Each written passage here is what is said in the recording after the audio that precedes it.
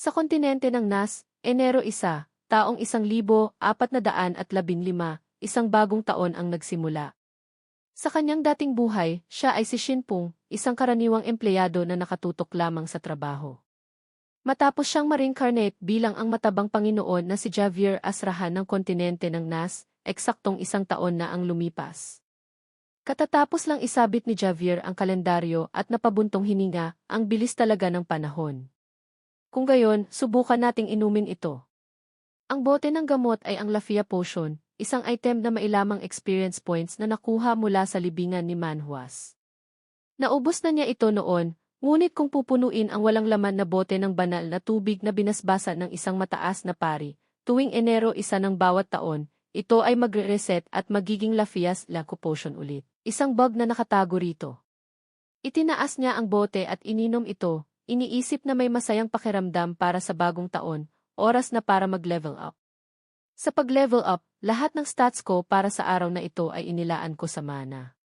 Dahil malaki ang konsumo ng mga skill na gumagamit ng mana, kailangan itong palakasin ng tuloy-tuloy. Binuksan niya ang system window para tingnan at napangiti. Sa pag-inom lang, nag-level up ako. Ang galing! Javier, level 63. Sinabi niya, mababa pa rin pala ang level ko. Dahil sa option ng Deluxe Bracelet, naantala ang pag-level up ko. Mukhang kailangan ko ng pagtuunan ng pansin ang pagpapalevel ngayon. Option 5 ng Deluxe Bracelet, kapag mas mababa ang level mo kaysa sa kalaban, dodoblehin ang iyong strength at intelligence stats. Pagkatapos ng mga gawain sa Cinder's Kingdom, isasama ko ang mga estudyante sa dungsyon. Biglang lumitaw ang system window. Ang estudyanteng si Julian ay nabasa ang governance at nakamit ang malaking kaliwanagan. 0 stat points ang ibibigay sa guro bilang gantimpala. Napangiti siya ng may kasiyahan. 4 na buwan na ang nakalipas, sa system window ng paradiso, sa tuwing tumataas ang class, mayroong pagpipilian. Ayon doon, maraming pabuya ang maaaring piliin. Ngunit matagal na niyang napagdesisyonan na kung makakarating siya sa class 5, iisa lang ang kanyang pipiliin. Ito ang konklusyon matapos niyang pag-isipan kung paano siya makikinabang ng husto, at iyon ay ang palakasin ang key proyekto ng pag-aalaga. Sino ang magrereklamo kung ako ang makikinabang sa pag-unlad nila, gayong ako naman ang nagsikap na magpalaki sa kanila, di ba? Ipinakita ng system window. Ang mga disipulong kasalukuyang nakatala ay sina Hiji, Isabel, Lena, Mia. Kung isasagawa ang pagpapalakas, ang maksimum na bilang ng mga disipulo ay tataas mula 4 hanggang 8. Mula ngayon, maaari kang magrehistro ng hanggang 8 disipulo. Habang umuunlad ang mga disipulo, makakabahagi ka rin sa kanilang kasiyahan bilang isang guro. Tumingin siya sa system window at nagsalita, sabi nga ng kasabihan, kung may tiyaga, may nilaga. Si Julian ay maraming natutunan bukod sa administrative law. Sabi niya, marami po akong natutunan sa Panginoon, kaya natural lang na ituring ko kayong guro. Si Aki ay sumusunod ng maayos sa mga mahihigpit na tagubilin. Masaya niyang sinabi, kontrata sa akin. Parang slave contract po ba iyon? Nakakahiya naman po, Panginoon. At si Lakis ay nalampasan ang hadlang ng kanyang edad at mahusay na umuunlad. Seryoso niyang sinabi, ang pag-unlad ko ngayon ay dahil lahat sa Panginoon. Nakikita ang pag-unlad ng kanyang mga disipulo sa pamamagitan ng kanyang mga turo, lahat ay naaayon sa plano. Sa pagkakataong ito, naniwala rin si Javier. Gayunpaman, naalala niya ang pag-uusap nila ni Chlo. Tinanong ni Chlo, isang kontrata. Sabi ni Javier, isang development contract. Hindi naman ito isang legal na kasunduan, parang isang memorandum lang. Ituring mo na lang itong isang pangako na tutulungan kitang magkaroon ng kaalaman na makakatulong sa iyo sa laban. Sa ilalim ng matalas na tingin ni Chlo, nakaramdam ng kaba si Javier. Naisip niya, nararamdaman ko ang mga nakatagong damdamin sa loob niya. Suko na, please. Biglang nagsalita si Chlo, Panginoon, totoo po ba na mapapalakas niyo ako? Sinabi niya ng may kumpiyansa, syempre. Kahit anong tanong mo, handa akong sagutin lahat. Ang pagtawag sa inyong guro, iyon. Biglang hinugot ni Chlo ang kanyang punyal. Natakot si Javier, aambush. Chlo, bakit bigla-bigla? Tumalsik ang dugo, pala, hiniwa lang niya ang kanyang kamay para magtatak sa kontrata. Pinunasan niya ang duguan niyang kamay at sinabing, natutunan ko na ang mga mahahalagang kasunduan ay dapat selyuhan ng dugo. Napaiyak sa takot si Javier sa isip niya, sana sinabi mo muna. Lumuhod si Chloe. Panginoon, ang mga bagong kaalaman na hindi kayang ituro ni Gen, Ella, at ang iba't ibang karanasan. Pakiusap, ituro niyo po sa akin ang mga paraan para mas lumakas pa. Napatulala si Javier. Tumingala si Chloe at tumingin sa kanyang mga mata. Sa buong panahong ito, hindi ko masabi pero matagal ko nang gustong matanggap ang inyong mga turo. Bumalik sa kasalukuyan, napangiti si Javier. Naisip ko lang ang ibang bagay kaya nawala ang konsentrasyon ko. Sige, mahirap ang reconstruction. Mag-focus muna tayo at tapusin to. Ang e-reconstruction ay isang trick na ginagamit ng ilang artisan player sa paradiso. Matapos paghiwalayin ang mga legendary item, pagsasamahin lang ang mga core para makalikha ng bagong legendary item. Isa itong napakahirap na gawain dahil kailangan magkatugma ang mga piyesa at ang item slot. Halimbawa, ang singsing ay para sa daliri, hindi pwedeng gamitin sa daliri ng paa. Kailangan gawing natural ang lahat. Ang reconstruction ay isang larangan na hindi basta-basta sinusubukan ng kahit sino. Kung may butas sa sistema, syempre kailangan itong pag-aralan at samantalahin. Naniniwala ang mga artisan sa mundo na ang basta-bastang paghihiwalay ng mga artifact ay magdudulot ng galit ng mga Diyos. Kung walang alam sa maselang paggawa, maaaring masira ang napakahalagang mga item. Pero, sa ngayon, wala namang kilalang paraan para gawin ito, at ang mga item na ito ay para lang sa eksperimento, kaya okay lang masira ang ilan. At saka, gamit ko ang isang limited edition artisan Baras toolkit, kaya mas madali ang trabaho. Nag-inat si Javier. Aray, ang likod ko. Ang likod ang buhay ng lalaki, kailangan alagaan. Kung masisira ang likod sa kabataan, lagot na. Biglang lumitaw ang system window. Ang disipulong si Lakis ay naabot ang Swordsmanship Master. Makakatanggap ka ng 1-0 stat points bilang gantimpala para sa guro. Naisip niya, masipag si Lakis, kaya hindi rin ako pwedeng magpahinga. Ang katapatan ng mga alagad ko ay laging tama at masaya akong nililikha nito. Gusto kong patuloy na magtipon ng mga talentadong tao sa paligid ko at gumawa ng pinakamahuhusay na resulta. Siguradong magiging bida ako sa malawak na mundong ito. Sa wakas, natapos niya ang singsing. Natapos na ang combination work. Maaari kang maglagay ng 3,000 mana para makumpleto ito. Kapag natapos ang synthesis, isang bagong item na may bagong pangalan at klasifikasyon ang malilikha. Nagpadala siya ng mana sa singsing. Sapat na ang mana. Paring, isang micro-disassembly skill na kayang paghiwalayin ang core ng isang 7-star rank item o mas mataas. Special Fusion, isang natatanging skill. Sa proseso ng fusion, may 0% tsansa kang makakuha ng isang espesyal na skill option. Isinuot niya ang singsing sa kanyang daliri, kumikinang ang kanyang mga mata. Wow! 2 skills na may kinalaman sa crafting. Sulit ang 2 buwang investment. Ngayon, kahit hindi na ako pumunta sa libingan ni Manhwas, makakagawa na ako ng mga item na doon lang makukuha gamit ang reconstruction trick na ito. Biglang may nagsalita mula sa labas. Panginoon, umaga na po. Sumilip si Hiji at sinabing, nandito po si Chloe para sa inyo. Sabi ni Javier, pababa na ako, sabihin mo sa kanya na maghintay sandali. Sumagot si Hiji, opo, Panginoon. Tumayo si Javier mula sa upuan, pagod. Masyado akong nag-focus sa paggawa kaya hindi ko namalayan na late na pala. Kailangan kong lumabas agad. Bigla siyang napatingin sa bintana at may nakitang matalas na tingin na nakatuon sa kanya. Si Chloe iyon na nagpagulat sa kanya. Naisip niya, nakatayo siya at nakatingin mula doon. Nagmamadali siyang nagbihis at sumigaw, pababa na ako. Pababa na. Nakatayo si Chloe sa labas, kumikinang ang mga mata. Sa Cinder's Kingdom, isang lalaking may mahabang pulang buhok ang tumingin sa isang sulat at sinabing, Panginoon, naiintindihan ko ang ibig mong sabihin. Kinuha niya ang sulat at sinunog ito sa gitna ng bakuran. Samantala, si Javier at Chloe ay nagsasanay. Sumigaw si Javier, sige, heto na. Nagpakawala siya ng isang bolang apoy papunta kay Chloe. Fireball. Mabilis niyang naiwasan ito. Sumabog ang apoy, tumalsik ang lupa at maliliit na baga sa paligid. Ang lupa kung saan tumama ang bolang apoy ay nabitak, umuusok at kumikinang ang liwanag sa mga pira-pirasong bato. Puri ni Javier, magaling ang pag-iwas. Sabi ni Chloe, hindi ko po kayo titigilan. Kung may pagkakataon, patuloy kong aasintahin ang likuran ng Panginoon. Sunod-sunod na bolang apoy ang ibinato. Sumigaw si Javier, kung may tiwala ka, sige lang. Matapos ang ilang sandali, medyo napagod na si Chloe. Naisip niya, talagang isang veterano. Kahit anong atake ko, alam niya lahat. Gusto ko sanang magsanay ng 24 oras.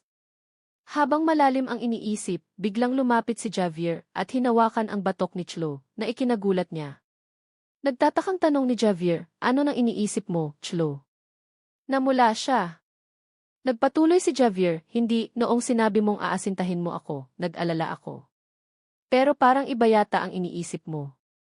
Nag-aalangan siyang sumagot, hindi po. Kinuha ni Javier ang isang bote ng tubig at sinabi sa kanya, magpahinga muna tayo. Ang konsentrasyon mo ay iba sa karaniwan. Malungkot siyang sumagot, paumanhin po. Umiling si Javier, hindi kailangang humingi ng tawad. Pagsasanay pa lang naman ito. Pero kung totoong laban ito, makikita ng kalaban ang butas at baka pugot na ang ulo mo. Sumagot siya, opo. Sabi mo gusto mong magsanay na parang totoong laban. Nakalimutan mo na bang nasunog ang buhok mo noon? Sumagot siya, hindi po mahalaga. Ang buhok o damit ay panlabas na anyo lang. Napabuntong hininga si Javier. Kung magkakamali ka ulit sa susunod, baka kalbuhin na kita. Biglang may tumawag, Panginoon. Sabi ni Javier, sa wakas, dumating na si Lakis. Kakausapin ko lang siya sandali, kaya magpahinga ka muna. Opo, sagot niya at umupo sa isang upuan. Bigla niyang nakita ang bote ng tubig ni Javier. Naalala niya ang pag-uusap nila ng babaeng may pulang buhok. Sabi nito, kung interesado ka, maging masigasig ka. Matagal pa naman ang panahon sa teritoryo ng si Viola. Sumagot siya, opo. Nagpatuloy ang babae, kung may iba kang hangarin, sabihin mo sa akin. Po. Bumalik sa kasalukuyan, ipinatong niya ang kamay sa kanyang noo, namumula. Bakit ako di? Sa lugar kung saan nag-uusap sina Javier at Lakis, nakangiting sinabi ni Lakis, Panginoon, paumanhin po sa abala ng ganito kaaga. Hindi ko naman po sinirang ang date ninyo ngayon, di ba? Nainis si Javier, hindi. Hindi ito date, training lang. Umiti si Lakis, ganoon po ba? Tanong ni Javier, pero ano nang sadya mo at personal kang pumunta? Agad na nawala ang ngiti ni Lakis at bumalik sa seryosong usapan. Opo. Tungkol po sa gyera sibil sa Cinder's Kingdom. Mukhang lumalala na po. Noon, maliit na alitan lang sa pagitan ng mga maharlika. Sumingit si Javier, ngayon, opisyal na silang nagtaas ng bandila. Nagpatuloy si Lakis, tama po. Ang mga puwersa sa timog at hilaga, ang ikalawa at ikatlong prinsipe, ay nagsimula ng maglaban tulad ng inaasahan ng Panginoon. Nagtatakang tanong ni Javier, ang pagsasanay ng mga sundalo, kamusta na? Ayos lang ba? Sumagot si Lakis, opo. Dahil sa pinaigting na pagsasanay sa loob ng kalahating taon, kahit ang mga bagong sundalo ay umunlad na at magagamit na. Si Ginoong Oden at ang kanyang mercenary corps ay sumali rin sa pagsasanay para magkaroon ng magandang koordinasyon. At ang espada na personal na ginawa ng Panginoon. Inilabas niya ang espada. Agad na nakilala ni Javier, ang Candia Sword. Kumusta? Nasiyahan ka ba? Masayang sumagot si Lakis, opo. Kahit ang isang dekalidad na bakal na espada ay dinudurog nito agad. Sabi ni Javier, noong una medyo nag-alala ako dahil ito ay isang eksperimental na gawa. Ang espadang ito, sana ay ituring mong isang papuri sa iyong mga pagsisikap. Nahihiyang sumagot si Lakis, opo, maraming salamat po sa pagbibigay sa akin ng ganito kahusay na espada. Gamit ito, lilipulin ko ang lahat ng kaaway na nagbabanta sa Panginoon. Masayang sumigaw si Javier, hahaha. Magaling yan. Sumulyap si Lakis sa mga sundalong nagsasanay at bumulong sa Panginoon, Panginoon, may isa pa po akong gustong iulat sa inyo. Naintindihan agad ni Javier at gumamit ng mahika para lumikha ng isang harang na naghihiwalay sa kanila mula sa labas. hindi maririnig ng sinuman sa labas ang kanilang pinag-uusapan. Kahit hindi naintindihan ni Lakis ang ginagawa ni Javier, nagpatuloy siya. Tungkol po sa ipinapaimbestiga ninyo sa akin na knight ordered. Sabi ni Javier, ngayon, malaya kang magsalita. Kalmadong nagpatuloy si Lakis, opo. Ang resulta ng paghahanap ay nagbunga ng malaki. Sa isang video device na inilagay sa labas ng teritoryo, natuklasan ang mga dark mage na nagsasagawa ng mga ipinagbabawal na ritual sa labas ng ating teritoryo. Matapos salakayin ang lugar at hulihin sila, nakumpirma na sila ay isang kulto ng dark mages na tinatawag na Amti. Ngumiti si Javier nang may tagumpay. Naisip niya, nahuli rin. Ang pag-alis sa madilim na kulto na ito ay ang mismong dahilan ng digmaan. Ang Cinder's Kingdom ay may banal na simbahan ng Diyos bilang state religion. Bukod dito, ang mga erehe, lalo na ang mga madilim na kulto na may kinalaman sa black magic, ay pangunahing target ng kaharian. Sa madaling salita, ang mga naniniwala sa o ang mga puwersang sumusuporta dito, kahit sino pa sila, ay hindi makakatanggap ng proteksyon mula sa kaharian. Kung sa neutral na zona sa pagitan ng Cinder's Kingdom at ng ating teritoryo, ay sumasamba sila sa madilim na kulto, at dahil hindi sila mapoprotektahan ng kaharian, ang teritoryo ng Seviola ay maaaring lumawak hanggat gusto natin. Nang mapansing nakatulala si Javier, pinaalalahanan siya ni Lakis, Panginoon. Sumagot si Javier, paumanhin, nag-isip lang ako sandali. Ano nang sumunod? Sumagot si Lakis, una, sasabihin ko ang mga lugar na natukoy na pinamumunuan nila, Accra, Muran at Retica. Napahawak sa ulo si Javier at nag-isip ang bilis ng takbo ng kasaysayan. Kung dati, ngayon palang dapat mabubuo ang AMCO. Sa pagkakaalala ko, 3 beses na mas maaga itong nabuo. Tanong ni Lakis, Panginoon, ano po ang plano ninyo ngayon?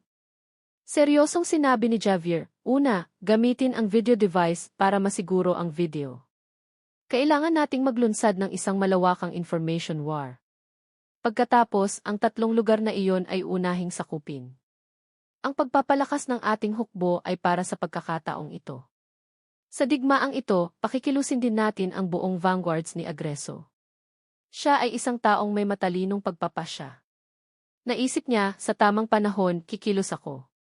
Lumingon siya. Lakis, ang tungkol sa video equipment, ipinapaubaya ko na sayo. Sumaludo si Lakis, masusunod po. Nakangisi si Javier. Malinaw na ang dahilan ng digmaan. Eksakto. Bumalik siya para kausapin si Chlo, nakangiti. Chlo, hanggang dito na lang ang training natin ngayon. Tinitigan siya ni Chlo nang hindi sumasagot na medyo nagpailang sa kanya. Naisip niya, masyado ba siyang matagal na naghintay? 3 buwan matapos magdeklara ng digmaan ang Seviola laban sa mga kalapit na teritoryo, ang resulta ay sunod-sunod na tagumpay. Ang mga lugar ng Accra, Muran, at Retica ay hindi nakapalag at natalo sa hukbo ng Seviola. Ang sentro ng opensiba ay si Kapitan Agreso at ang mercenary corps ni Oden.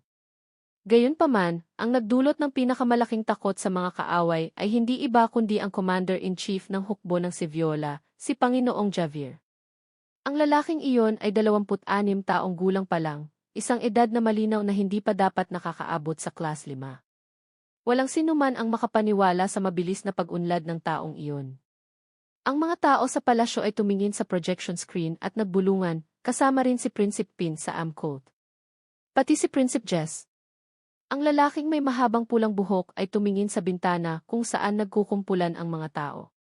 Biglang may tumawag sa kanya, ano nang iniisip mo?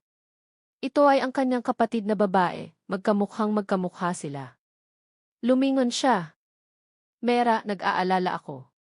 Kung matalo si Panginoong Javier sa ganitong sitwasyon, anong mangyayari? Sa totoo lang, mas kinakabahan pa ako kaysa sa Panginoon. Pinayapa siya ng kapatid, huwag kang mag-alala, kuya. Ayon sa mga ulat, sunod-sunod ang ating tagumpay.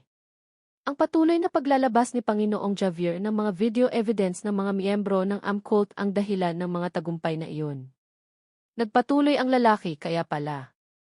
Ngayong nailabas na ang mga ebidensya, hindi na maaaring sabihin ng mga sangkot na ito ay isang conspiracy theory. Sumagot ang kapatid, kaya nga sa mga kalapit na lugar na may magandang posisyon, hindi sila pinapayagang pumasok o lumabas, tulad ng alam mo na. Napabuntong hininga ang lalaki. Dahil ang ating kaharian ay isang bansa na sumasamba sa banal na simbahan ng Diyos, sa pagkakataong ito, ang ating dalawang kapatid na naligaw ng landas ay kailangang makatanggap ng babala. Lumipat ang eksena. Ang prinsipe na may pulang buhok ay nakaupo sa isang silya, binabasa ang isang sulat na dumating. Nakasulat dito. Prinsipe, kumusta ka na? Sana ay sunugin mo ang sulat na ito pagkatapos basahin. Ang proseso ng digmaan at pagsasanib puwersa ay nagiging matagumpay. Bukod dito, wala akong balak na sakupin ang kaharian. Dahil ako rin ay isang mananampalataya ng banal na simbahan, simpleng gusto ko lang paalisin ang lahat ng sumusunod sa madilim na kulto sa kaharian. Sa kasalukuyan, mahusay ang ginagawa mo sa iyong posisyon. Para maiwasan ang atensyon ng iba, huwag mo munang pansinin ang hukbo hanggang sa dumating ang araw na iyon. Pagkatapos basahin ang sulat, sinunog ito ng prinsipe. Naisip niya, kung sakali lang na ako ang humalili sa aking ama. Ang puso ng tao ay tunay ngang mapanlinlang. Sa ika-4 na teritoryo, ang Poit, sa gitna ng labanan, isang sundalong bumabagsak sa lupa ang tumingin kay Javier nang may pagsuway at sumigaw, "Javier, ikaw na yan. Pagkatapos mo akong patayin, akala mo ba magiging ligtas ka? Kahit mamatay pa ako, hindi ka hahayaan ng hindi mabilang na mga miyembro ng kulto." Swoosh! Isang espada ang tumago sa kanyang katawan, tumalsik ang dugo. Lumingon si Javier kay Lakis at nakangiting sinabi, "Lakis, ang galing talagang gamitin ang Candia Sword na ito." Sumagot si Lakis, "Siyempre naman po." Habang masaya silang nag-uusap, isang sundalo ang lumapit para mag-ulat. "Panginoon, may ulat po tungkol sa sitwasyon sa kastilyo." Lahat po ng sundalo ay binuksan ang tarangkahan at isinuko ang kanilang mga sandata. Sabi po nila ay hinding-hindi sila nakipagtulungan sa kulto ng Ambra at humihingi ng awa para sa kanilang buhay. Nag-utos si Javier, una, kunin ang lahat ng kanilang sandata at pagkatapos ay ikulong sila. Hatulan sila ayon sa mga batas ng kaharian batay sa kanilang mga nagawang kasalanan. Sumagot ang sundalo, "Masusunod po." Tuwang-tuwang sinabi ni Lakis, "Panginoon. Sa wakas, ang ika-4 na teritoryo ay nasa ating mga kamay na." Talagang parang isang nagangalit na apoy, walang sinuman ang makakapigil sa Panginoon at sa ating hukbo ng Seviola. Tiningnan ni Javier ang nanginginig na mga kamay ni Lakis at may bahid ng sakit sa kanyang mga mata. Sinabi niya, "Malaki na ang iyong pinaghirapan, Lakis." Lumuhod ito ng may buong paggalang, "Hindi po, Panginoon. Mula nang ipagkatiwala ninyo sa akin ang misyong ito, bawat araw na nabubuhay ako ay puno ng kaligayahan. Ang makasama ang Panginoon sa larangan ng digmaan, talunin ang mga kaaway, bilang isang sundalo, ngayon ko lang lubos na naiintindihan ang kahulugan ng paghinga at ng buhay." Ngumiti si Javier. "Lakis, ipagpatuloy mo yan. Ang Cinders Kingdom ay nasa gitna ng gulo ng gyera sibil, at ito ay magiging isang magandang pagkakataon para sa atin." Masayang sumagot si Lakis, "Opo. Pakiusap, ipagkatiwala niyo po sa akin ang misyong ito, aking Panginoon." Biglang natigilan si Javier. Naisip niya, sandali, akala ko nagkamali ako ng dinig. "Aking Panginoon." Ito ay isang salitang hindi ko pa narinig dati. Para itong isang ipinagbabawal na titulo. Ang pinakamalakas na hukbo. At sa ganoon, ang hindi mapigilang hukbo ng teritoryo ng Seviola ay nagpatuloy sa kanilang pagmartsa. 3 buwan ang lumipas, tiningnan ni Javier ang mapa sa mesa. Naisip niya, kumpara sa 3 buwan na nakalipas, 5 beses nang lumawak ang ating teritoryo. Biglang lumitaw ang system window. Hindi na maaaring magdagdag pa ng teritoryo. Naabot na ang maksimum na lawak ng teritoryo sa kasalukuyan. Napaisip siya, ngayon, kung magdaragdag pa ako ng teritoryo, hindi na ito matatawag na teritoryo ng Seviola, kundi isang bagong dominasyon. Natanggap mo ang titulong kay Grand Lord. Ang charisma ay tumaas ng 100. Dahil sa epekto ng titulong kay Grand Lord, ang buong Grand Territory ay agad na makakatanggap ng biyaya at swerte mula sa mga Diyos sa susunod na 2 taon.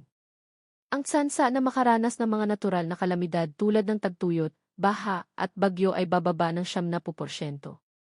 Natuwa si Javier, nakuha ko ang titulong Grand Lord. Natapos na ang paggawa ng large-scale video equipment. Ang balitang ito ay lalo pang nagpasaya sa kanya, abot tenga ang kanyang ngiti. Sa pagkakataong ito, may large-scale video equipment pa. Oras na. Biglang pumasok si Hiji sa silid, humihingal. Hinga, hinga. Panginoon! Panginoon! Panginoon! Natigilan si Javier. Hiji, huminahon ka. Anong nangyari? Pautal-utal siyang nagsalita, ako po. Sa wakas, nagagamit ko na po ang banal na kapangyarihan. Ang 6 na buwang pagsisikap, pawis at dugo ay hindi na sayang. Biglang napatayo si Javier. Ano? Nagising mo na ang banal na kapangyarihan? Sumagot si Hiji, opo. Ang dalawa ay masayang nagtawanan na para bang walang agwat sa pagitan ng amo at alagad. Sabi ni Javier, binabati kita. Ito ang pinakamasayang balita na narinig ko. Nahihiyang sumagot si Hiji, salamat po, Panginoon. Para sa isang healer, ang pagkakaroon o hindi pagkakaroon ng banal na kapangyarihan ay may napakalaking pagkakaiba. Kung ang isang ordinaryong healer na may basic healing technique ay nakapagpapagaling ng 1-0 sa parehong halaga ng mana na may kasamang banal na kapangyarihan, ang isang healer ay makapagpapagaling ng 20. Ito ay napakalaking tulong sa simula at habang tumataas ang antas ng healing technique, lalo pang lumalaki ang pagkakaiba. Masayang sinabi ni Hiji, lahat po ay dahil sa legendary item na ibinigay ninyo sa akin, Panginoon. Ang bracelet na may sumpa noong suot ko lang ito, pakiramdam ko ay nanghihina ang aking katawan. Ngunit kasama ng singsing na nagpapanumbalik ng lakas na nawala dahil sa sumpa, nakapagsanay po ako ng walang tigil. Paano niyo po naisip ang ganoon kahusay na paraan, Panginoon? Naintindihan ni Javier. Ha. Dahil ba iyon sa Eastern style na pagsasanay? Kung gayon, Hiji, kaya mo na bang maabot ang Sham Star sa intermediate healing technique? Tala, ang star ay ginagamit sa pagraranggo ng mga healer, tulad ng class, para sa mga wizard. Nahihiyang sumagot si Hiji, wala pong problema. Pero, Panginoon, meron pa po di. Inilabas ni Javier ang isang punyal na maisabik na itsura. Para mabilis na masuri ang iyong kakayahan, ito ang pinakamabilis na paraan, hindi ba? Naguluhan si Hiji. Panginoon, kayo po talaga hindi ko kayo maintindihan. Kinuha niya ang kamay ni Javier na maihawak na punyal, may bahid ng awa sa kanyang mga mata. Kahit hindi niyo po saktan ang sarili niyo, marami pa pong ibang paraan para masuri. Ang paso sa inyong kamay, Panginoon, gusto ko po itong gamutin. Tuwing nakikita ko po yan, nasasaktan po ang puso ko. Dahil dyan, lalo po akong magsisikap sa pagsasanay. Naantig si Javier. Hiji. Kung gayon, pakiusap, iparamdam mo sa akin agad. Sa gitna ng isang madamdaming sandali, nagawa pa niyang magpakita ng isang mapang-asar na mukha. Nahiyang sinabi ni Hiji, Panginoon, yung salitang iparamdam, kakaiba po pakinggan, alam niyo po ba? Paliwanag ni Javier, ang ibig kong sabihin, iparamdam mo sa akin ang iyong healing power. Namumulang sumagot si Hiji, ipakita niyo na po ang sugat ninyo. Sa ibang lugar, isang lalaking mukhang mas matanda ang galit na humampas sa mesa. Buwisit! Ang tarantadong si Javier. Ang sundalo sa tabi niya ay nagtanong, Prinsipe, ano po ang nangyari? Sumagot siya, si Prinsipe Pin at ang aking ama ay uminom ng lason para magpakamatay. Si Jess ay natalo sa gyera sibil at nagbigti. Si Yoel, na walang pakialam sa paghalili ang paghalili na inaakala kong akin na. Nasa harapan ko na ang tagumpay, pero hindi ko inaasahan na ilalabas niya ang video na iyon sa likuran ko. Yoel, ang peking batang iyon. Umupo siya sa silya, umiling sa pagod. Lahat ay isang maling hakbang. Lahat dahil sa video device ng tarantadong iyon. Tumingin siya sa kanyang mga tauhan, galit na galit. Hoy! Kayong mga taga Seviola. Wala ba kayong narinig na impormasyon tungkol sa teknolohiyang iyan sa Seviola? Huwag mong sabihin na lahat ng iyan ay nilikha sa loob lang ng 1 taon. Nanginginig na sumagot ang isang matandang lalaki, Prinsipe, wala po talaga akong alam. Sumigaw siya, manahimik at sinaksak ang matanda gamit ang kanyang espada. Tumulo ang dugo sa sahig. Sumigaw siya, Gabri. Nagulat ang tauhan at mabilis na sumagot, oo po. Sumigaw siya, ngayon din, umatras tayo at harapin si Yoel. Pinangunahan niya ang grupo. Ang mga kabayo ay tumakbo ng buong bilis. Sinabi ng sundalong katabi niya, kamahalan, pakiusap, huminahon po kayo. Si Prinsesa Yoel ay hindi naghanda o gumawa ng anuman sa pangyayaring ito. Galit siyang sumagot, manahimik. Lahat ng ginawa ko ay nasira na. Paano ako hihinahon? Sumagot si Gabri, ang mga video device na ginawa. Akala ko po si Prinsesa Yoel ay nagtatrabaho sa ilalim ni Javier. Si Prinsesa Yoel ay halos walang pagkakataong lumaban sa atin. Pwede natin siyang durugin anumang oras. Nawalan na siya ng pasensya.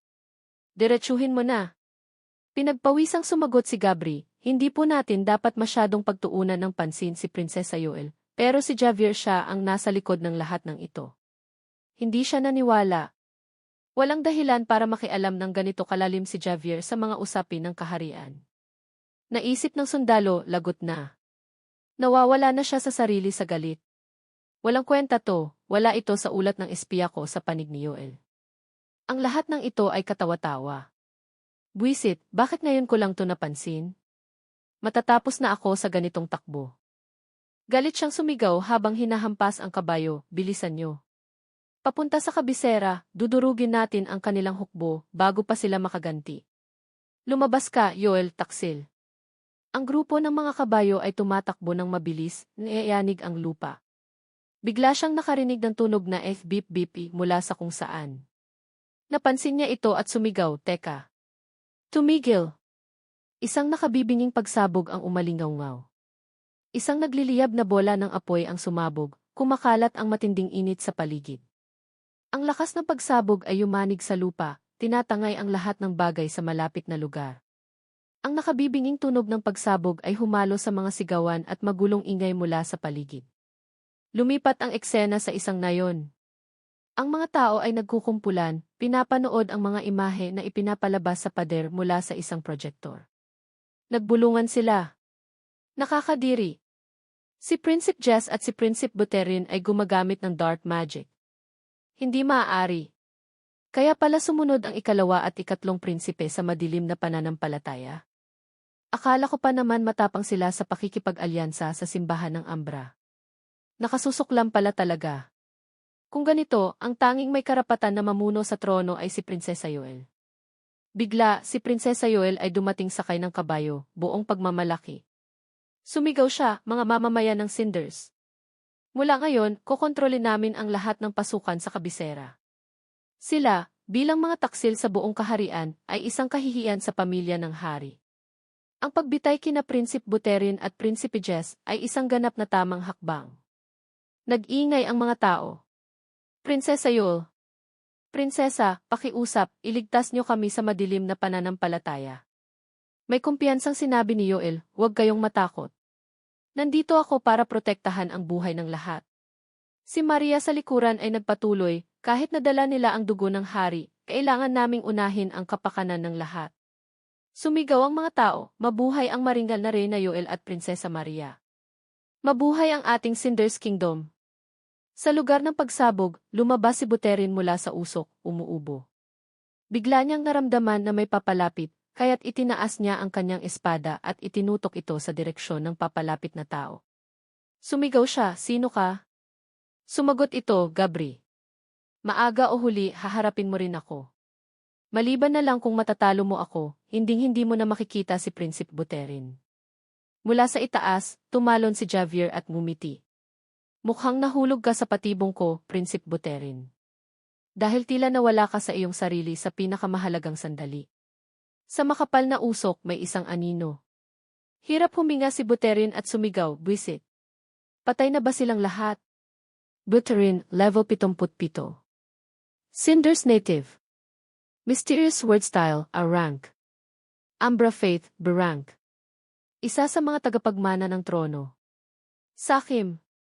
Lumapit si Javier. Masaya akong makita ka.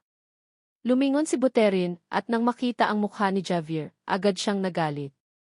Ngumisi si Javier. Prinsip Buterin. Sumigaw si Buterin, Javier, tarantadong taksil. Nangahas kang makialam sa mga panloob na usapin ng kaharian. Tanga! Akala mo ba pagkatapos nito, makakalakad ka pa ng may ulo? Walang pakialam na sumagot si Javier, wala akong balak makialam, pero may kutob ako na hindi ako mamamatay ngayon. Sa katunayan, may tiwala ako na mula sa araw na ito, hindi na makakatanggap ng anumang misyon ang ating Prinsip Buterin. Nagalit si Buterin, ano?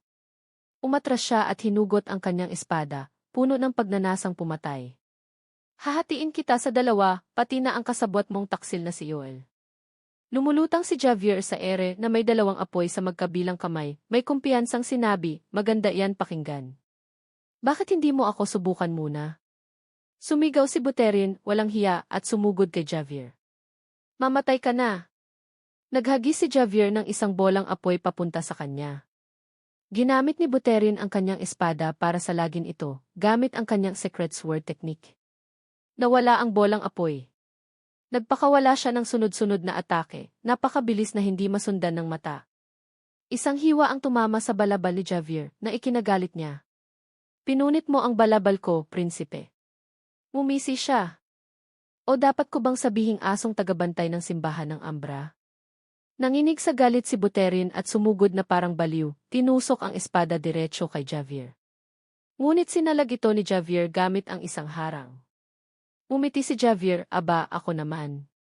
Gumawa siya ng apoy at ipinadala ito na parang palaso. May paghamak na sinabi ni Buterin, walang epekto ang mahika mo sa aking espada. Naisip ni Javier, ang kanyang special anti-magic armor at sword. Buti na lang may deluxe bracelet ako, kundi baka dito na ako matapos. Sumugod si Buterin. Huwag kang masyadong mayabang. Mabilis na umiwas si Javier. Habang si Javier ay parang naglalaro lang, si Buterin ay pagod na at pinagpapawisan. Naisip niya, anong nangyayari? Hindi ko magawa ang kahit ano kundi dumepensa. Isa lang siyang 4 TE class wizard, dapat ako ang may bentahe dito. Gumawa si Javier ng isang magic circle at ngumisi. Anong problema, prinsipe? Huwag mong sabihing pagod ka na agad. Nagalit si Buterin. Katawa-tawa. Hindi mo ba alam na ang aking espada ay may anti-magic? Kahit gaano karaming mahika ang gamitin mo, tatamaan kita ng talim nito. Bigla, isang malaking apoy ang sumugod papunta sa kanya. Ang tanging nagawa niya ay sumigaw sa desperasyon. Mga apoy na may mukha ng demonyo ang pumalibot sa kanya. Napagtanto niya na ang mga iyon ay fire demons. Hinampas niya ang espada, hinahati ang mga demonyo, ngunit agad silang bumabalik. Walang epekto. Sumugod sila at kinagat siya, nag-iwan ng maraming paso. Sumigaw siya, lumayo kayo, mga demonyo ng apoy. Mula sa malayo, pinanood ni Javier ang eksena. Paumanhin. Pumitik siya. Mga palaso ng apoy ang sumugod na parang kidlat. Tinitigan lang niya ang mga palaso na dumaan sa tabi ng kanyang mukha, puno ng takot. Lumipad si Javier paitaas. Ang mga palaso ay nagsama-sama at tumama sa kanya. Wala na siyang lakas para lumaban, tanging mga sigaw lang ng sakit ang maririnig. Dumura siya ng dugo, ngunit pilit pa ring nagsalita, walang patutunguhan todi. Lumapag si Javier at lumapit. Kaya mong itaboy ang aking mahika, pero sa huling sandali, sinamantala ko ang pagkakataon para magpakawala ng mga palaso ng apoy. Ito ang resulta ng hindi pagkilala sa sariling lakas. Humingal si Buterin. Nagtataka ako kung bakit tinalikuran mo ang Diyos para sa Ambra. Malinaw na ni. Sumigaw siya, nasaan si Bastiel? Sumagot si Javier, hindi siya darating. Bumagsak siya. Lahat ba ng pinaghirapan ko hanggang ngayon ay guguho na lang ng ganito? Sabi ni Javier, ito ang kinahinatnan ng pagnanais na tumakas sa pamamagitan ng paghiram sa lakas ng Ambra. Humikbi si Buterin. Nakatakda akong maging tagapagmana, para gawing mas bago ang kahariang ito kaysa dati. Dahil sa makalumang doktrina ng Diyos, palagi kong nakikita na mas may katwiran ang Ambra. Sinipa siya ni Javier. Tumahimik ka. Bumagsak siya, at nahulog ang isang kwintas na may pulang bato. Pinulot ito ni Javier. Crescendo necklace. Noong panahon ng Garden of Eden, siya ang pinuno ng Ambra. Isang baliw na gustong angkinin ang lahat ng mahika. Siya ay isang tusong manloloko at laging dinadala ang iba sa maling landas. Isasakripisyo niya ang lahat para makuha ang gusto niya. Hindi ako sigurado, pero kung ito ang kanyang gawa, malinaw na ang kanyang layunin. Ito ang kumukontrol kay Prinsip Buterin. Hinawakan niya ng mahigpit ang kwintas. Sa lugar kung saan nakatayo si Gabri at Lakis, nanginginig na itinaas ni Gabri ang kanyang espada. Huwag kang humarang sa daan ko. Nagbanggaan ang dalawang espada, lumilikha ng matatalim na tunog. Mukhang pagod na si Gabri. Naisip niya, anong problema sa lalaking ito? Kaya niyang harangin ang atake mula sa Bloody Moon Sword. Bigla, isang palaso ang lumipad mula sa likuran, hindi niya naiwasan at tinamaan siya. Dumura siya ng dugo at bumagsak sa lupa. Nagulat si Lakis. Patay na ba siya? Dumating si Javier, pasan ang katawan ni Buterin. Ngumiti siya. Paumanhin, Lakis. Mukhang medyo nahuli ako. Biglang lumitaw ang mga sundalo, sumisigaw. Isang grupo pa ng mga sundalo ang dumating at may paghamak na sinabi, paumanhin, pero hindi iyan mangyayari. Sumugod ang dalawang panig sa isa't isa, puno ng sigawan. Sinabi ng isang lalaki, inutusan kami ni Ginoong Milo na lipulin ang lahat ng mga gumagamit ng dark magic na tulad ninyo. Natapos ang laban. Para kay Buterin, naiwasan niya ang parusang kamatayan, ngunit gugugulin niya ang natitirang bahagi ng kanyang buhay sa bilangguan.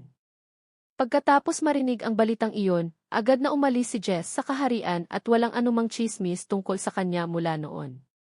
May isang ulat na nagsasabing nakatakas siya sa lugar na inirekomenda ng pinuno ng Ambra. Sa kaharian, ipinagbuni ng mga tao sina Prinsesa Maria at Prinsipe Yoel. Sinunod ni Yoel ang payo ni Javier at hinintay ang huling sandali bago lumitaw at angkinin ang lahat ng karangalan. Ganoon ang ginawa ni Yoel para maluklok sa trono, gamit ang ikasyam na tuntunin ng pamilya ng hari. Sa palasyo, nakaupo si Yoel sa trono habang si Javier ay nakaluhod ng may paggalang. Ako, si Javier, ay nag-aalay ng aking pagbati, kamahalan. Sumagot si Yoel, ginawa mo ang lahat para tapusin ang digmaan at ilagay ako sa posisyong ito. Lubos na kapuri-puri. Mapagkumbabang sumagot si Javier, hindi niyo po kailangang purihin ako, kamahalan. Nagpatuloy si Yoel, bilang gantimpala sa iyong ginawa, igagawad ko sa iyo ang titulong vasa ng kaharian. May opinion ka ba? Yumuko si Javier. Ginagawa ko lamang po kung ano ang sa tingin ko ay tama at mali, kamahalan. Hindi ko po ginawa ang lahat ng ito para lang maging alagad ninyo. Biglang nagsalita ang matandang lalaki sa tabi, ano? Nangangahas ka. Tumayo si Yoel, malinaw ang boses. Mula sa araw na ito, si Javier ay magiging isang duke na mamumuno sa isang teritoryo ng ating kaharian, at ako ang magkakaloob niyon sa kanya. Ito ay ipapatupad ng walang anumang pagkakabigkis sa pagitan namin. Hindi ako hihingi ng anumang panunumpa o anumang anyo ng pangako. Kaya't anumang pagtutol ay ituturing na paghamon sa aking otoridad bilang hari. Kaya't inaasahan kong wala ng anumang talakayan tungkol sa paksang ito. Kung gayon, magkakaloob ako ng isang bahagi ng teritoryo para kay Duke Javier. Duke Javier, pinigilan mo ang pagbagsak ng kaharian. Ang mga tao sa paligid ay masayang nagpahayag ng kanilang pasasalamat. Hinding-hindi namin malilimutan ang inyong nagawa para sa kaharian, Duke Javier. Nagpapasalamat po kami sa inyong mga pagsisikap, Duke Javier. Mabuhay ang kagalang-galang na Haring Yoel. Mabuhay si Duke Javier. Pagsapit ng gabi, nahihiyang sinabi ni Lakis, Panginoon, maaari po bang huwag kong suotin ang baluting ito? Sumagot si Javier, regalo ko yan. Kinuha ko lang yan mula kay Conde Ciro. Ano nang pakiramdam? Sabi ni Lakis, nang sinabi ninyong kinuha nyo lang, ang nagwagi po ay laging may karapatan sa natalo. Tiningnan niya ang espada sa kanyang kamay, nagbibigay ito sa akin ng isang pakiramdam ng tiwala, na parang nakikita ko ang pagsasanib sa pagitan ko at ng espada. Tumingala siya at tumingin sa mga mata ni Javier. Maaari po ba akong magtanong sa inyo ng ilang bagay? Sumagot si Javier, CJ. Nagpatuloy si Lakis, hindi ko pa po nakikita ang ganoong pagkakaisa sa mga sundalo mula nang maging sarili ko. Lahat sila ay gumagalang sa inyo at handang isakripisyo ang kanilang buhay para sa inyo. Lahat sila ay nangangarap ng isang mas magandang hinaharap sa ilalim ng inyong pamumuno. Lumuhod siya ng may buong katapatan at tiwala. Kahit na ang iba ay sumasamba sa isang Diyos sa mga ulap, ako ay sasamba lamang sa Diyos na nakatayo sa aking harapan. Lumuluha siya. Biglang umupo si Javier at hinawakan ang kanyang balikat. Ang mga salitang ito ay nag-iwan ng marka sa aking puso, Lakis. Naantig si Lakis, bumuhos ang luha. Panginoon ni. Sa isang room ng palasyo, pumasok si Maria. Kamahalan. Haring Yoel. Ngumiti si Yoel. Mas maganda pakinggan. Sabi mo may sasabihin ka. Isang bagay na hindi kaugnay sa paggawad ng titulo kay Duke Javier, tama? Inilapag ni Maria ang tasa ng tsaa. Opo. Sabi ni Yoel, sige, makikinig ako. Umupo si Maria at magalang na sumagot, ang pag-unlad ng mga teritoryo ay halos hindi kapanipaniwala. Agrikultura, pag-imprenta, komersyo, bilangguan para mabilis na mapatatag ang kaharian, tiyak na kakailanganin natin ang tulong ni Duke Javier. Habang umiinom ng tsaa, sumang-ayon si Yoel. Totoo yan. Ang mga bagay na ganyan ay aabutin ng 10 taon para sa iba, pero kayang gawin ni Javier sa 1 taon. Sumang-ayon si Maria at maingat na sinabi, Kuya, sa tingin ko may magagawa ako para sa kaharian at para sa iyo. Natigilan si Yoel. Maria. Matatag na sinabi ni Maria, nakapagdesisyon na ako. Naniniwala akong kailangan natin ng isang bagay na magpapaunlad sa ating kaharian. Kailangan natin ng isang pampulitikang kasal. Flashback sa laban ni Javier at Buterin. Natumba si Buterin, galit na kinuyom ang kamao at bumulong, buisit di. Nakuha ni Javier ang crescendo necklace. Sumigaw si Lucky sa mga sundalo ni Buterin, hindi ko kayo hahayaang makalapit kung saan kumikilos si Panginoon. Sabi ng mga sundalo, dahil sa aming pagkaantala, napatay nila si Conde Ciro. Hindi nagtagal, natapos ang labanan. Ang mga natitirang sundalo ni Buterin ay nahuli at kinumpiska ang lahat ng kanilang sandata. Ang hukbo ni Buterin ay parang tuluyang nalipol. Sa palasyo, nang maluklok na si Yoel sa trono, lumuhod si Javier sa harap niya. Masayang sinabi ni Yoel, maligayang pagdating. Hinihintay kita. Balik sa kasalukuyan. Naisip ni Javier, kahit hindi ako makatakas sa isang madilim na hinaharap na mamuno sa isang maliit na teritoryo, ang aking magulong buhay ay biglang naging mas maliwanag at puno ng pangako. Ang katapatan ni Lakis ay tumaas. Ang antas ng katapatan ay umabot sa 800. Naabot mo na ang 2nd awakening. Balik sa pag-uusap ni Yoel at Maria. Sabi ni Yoel, Maria, tulad na nakita mo, kahit na sinubukan nating kumbinsihin siya, tila ayaw niyang magkaroon ng masyadong malalim na relasyon sa ating kaharian. Lumipat ang eksena. Sa palasyo, nag-uusap sina Yoel, Maria at Javier. Sabi ni Yoel, sa totoo lang, muntik na akong matukso ng kapangyarihan. May balak pa akong pagtaksilan ka at angkinin ang lahat ng karangalan. Sumagot si Javier, naiintindihan ko, kamahalan. Laging may pagkakataon para isantabi niyo ako at kunin ang lahat ng pakinabang. Tumawa si Yoel. Gayunpaman, naging magkaalyado na tayo, at naniniwala akong ito ay isang magandang pagkakataon para may magawa tayo para sa isa't isa. Sumagot si Javier, salamat po, kamahalan. Sabi ni Maria, hindi kami ang dapat magpasalamat, Duke Javier. Kung wala ka, wala ang aming kaharian ngayon. Taos puso kaming nagpapasalamat. Nahihiya siyang tumingin. Nagsalita si Javier, sabihin niyo po, prinsesa. Nagpatuloy si Yoel, Duke Javier, ano sa tingin mo kung si Maria ang magiging iyong duchess? Natigilan si Javier, pilit ang ngiti. Isang pampulitikang kasaldi.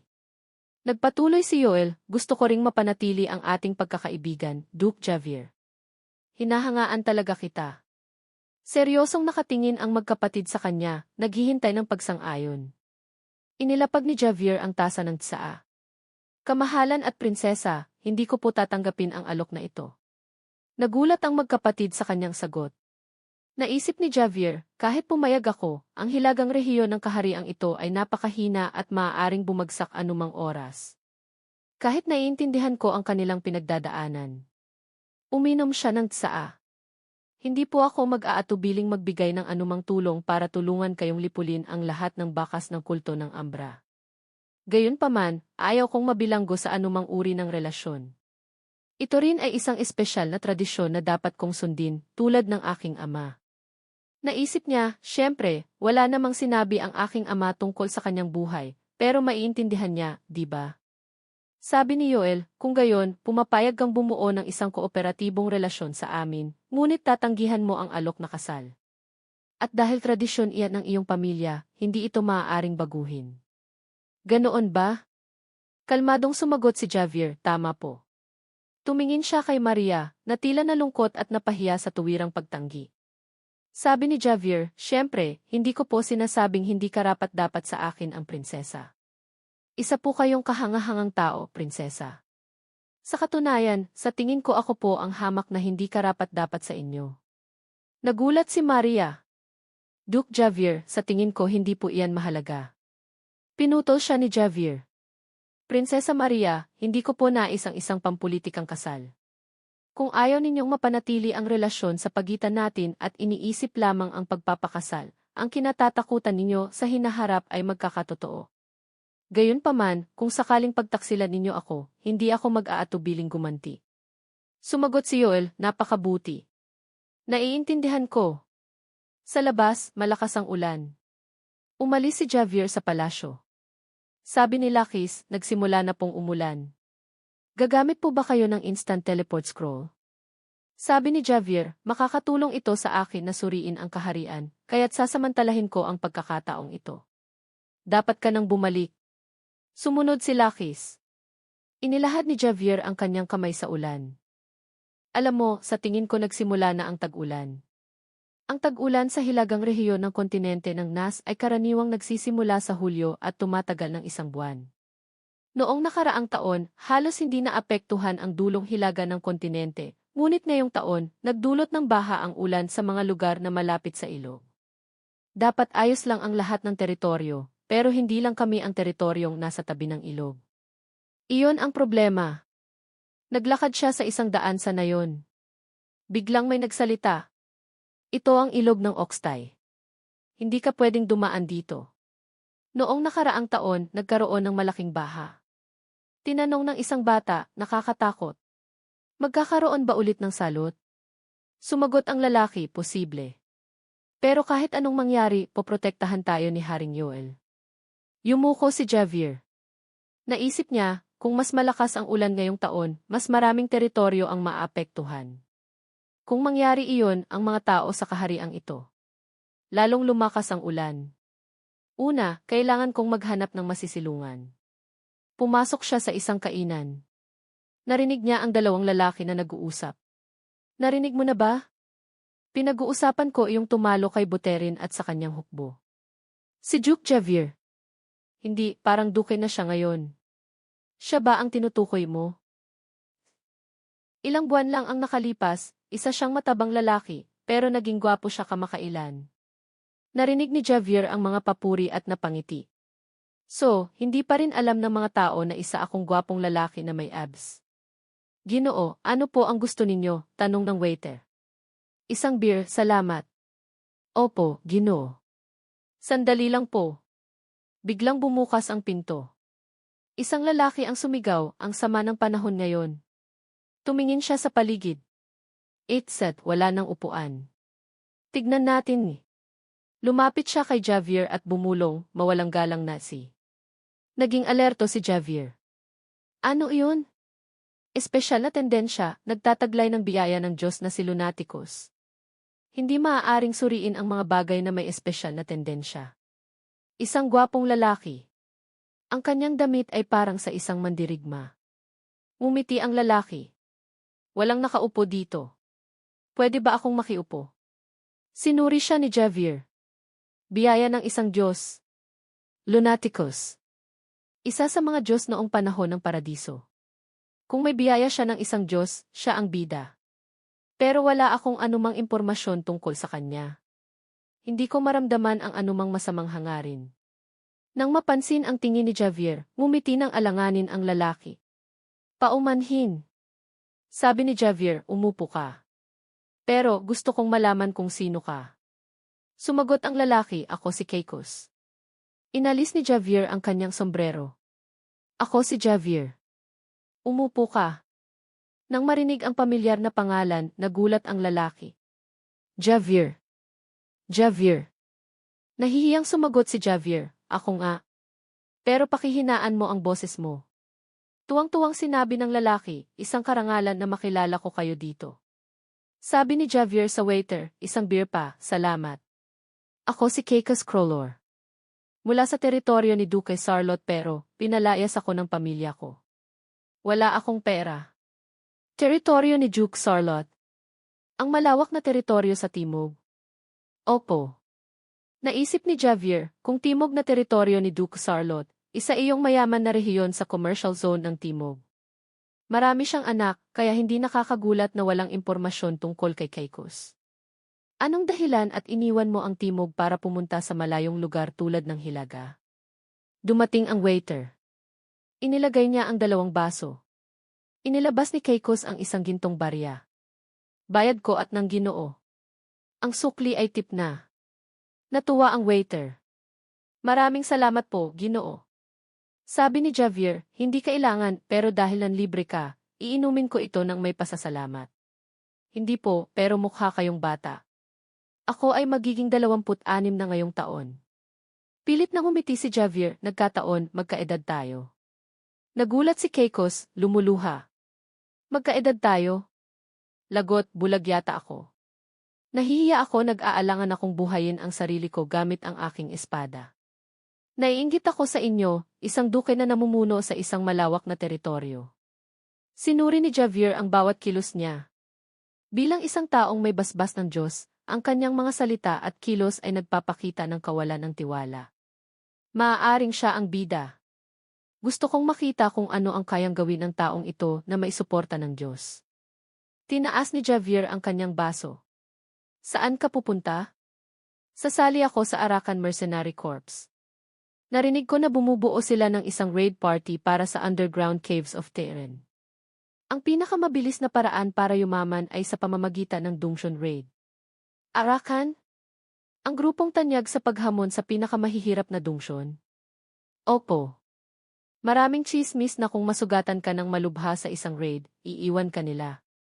Kaya sila tinawag na Thorny Mercenaries. Ang underground caves of Terran ay isa sa mga guho, isang dungsyon na parang kuweba sa hilagang silangang rehiyon. Noong panahon ng paradiso, kung hindi ako nagkakamali, nasa top 3 ito ng mga kinaiinisang dungsyon. Naisip ni Javier, pamilyar ang 2 iyon. Ang underground caves of Terran at ang Demon Army Refugee Camp ay 2 sa mga paborito kong i-raid. Ipagdarasal ko ang ligtas mong pagbabalik, Caicos. Nag-toast sila. Ipagdarasal ko rin ang kasaganaan ng inyong teritoryo, Duke. Tumayo si Caicos. Masaya akong nakipag-usap tayo. Matagal ko nang gustong makausap kayo at ngayon nangyari na. Aalis ka na? Lumingon si Caicos. Marami pa akong kailangang ihanda. Umupo lang ako dito para sumilong sa ulan. Paumanhin, pero sa susunod, kung magbago ang isip mo, pumunta ka sa Craven. Susuklian ko ang ginawa mo ngayon ng beer ng Craven. Masayang sinabi ni Caicos, maraming salamat po. Maglalakbay-lakbay pa ako, kaya siguradong dadaan ako balang araw. Hanggang sa muli, Duke, mag-ingat po kayo. Naisip ni Javier, magkita tayo ulit, Caicos. Biglang sumakit ng matindi ang ulo niya. Ano to? Ang sakit ng ulo na to. Tumingin siya sa paligid. Saan-saan galing yon? Napatingin siya sa isang babae na naka-bodysuit na nagpapakita ng kanyang hubog. Siya, yon. Binabasbasan ni Akma, hellish. Naisip ni Javier, isa na namang binabasbasan. Dapat ba akong maghanap ng mga nakatagong kontrabida? Ang sakit ng ulo na ito ay hindi normal. Mukhang ang babaeng nagngangalang Red Queen ay gumamit ng isang spell para maapektuhan ang aking isipan. Ang isang normal na tao ay babagsak sa kanyang spell, pero buti na lang suot ko ang Grazer's Ring. Grazer's Ring, 4 star, magic resistance positibo 100. Lahat ng negatibong mental effect ay nawawala. Poprotektahan ka ng kaluluwa ni Grazer. Biglang napatingin sa kanya ang babae na parabang nabighani. Nahulog na naman sa kagwapuhan ko. Galit na ininom ni Javier ang beer. Bakit walang Diyos na nagbabasbas sa akin? Kahit na tinahak ko ang sarili kong landas na puno ng tagumpay. Pwede ba kayong maging patas? Biglang may nagsalita. Tara na, Red Queen. Nabulunan si Javier. Aalis na sila? Sabi ng isang kalbong lalaki, oras na. Dumating na? Sige, tara na. Isinuot ng kalbo ang kanyang balabal, maingat na inaalalayan siya. Naisip ni Javier, mukhang mga alagad o escort niya ang mga iyon. Hindi sila mukhang may espesyal na tendensya. Tila mayroon lang silang kasanayan sa espada na pinakinis nila sa paglipas ng panahon. Sinulyapan niya ang tatlong paalis. Bago umalis, nagtama ang kanilang mga mata. Sinabi niya gamit ang bibig, nakakatuwa. Magkita tayo ulit. Naisip ni Javier, Keikos. Red Queen, sino ba talaga kayo?